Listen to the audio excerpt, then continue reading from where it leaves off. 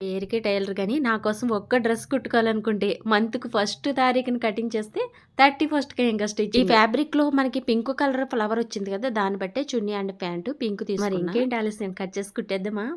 భయపడ్డారా? భయపడ్డారని తెలుసులేండి. నీకెలా తెలుసు అనుకుంటున్నారా?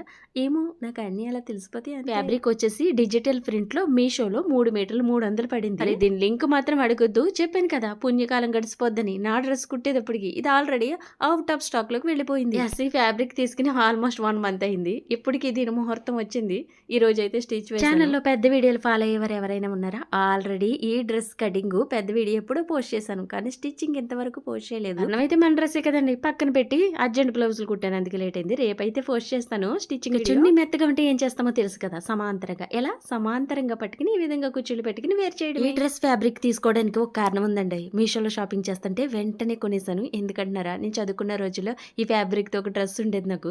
ఆ డ్రెస్‌లో నేను చాలా బాగుండేదని. మన గురించే కదా మనకు తెలిసేది. ఏమంటారు? ఇంకేంటి ఆలోచిస్తున్నారు? ఈ డ్రెస్ నాకెలా ఉందో కామెంట్ చేయండి. వీడియోకి ఒక లైక్ చేయండి. బాయ్.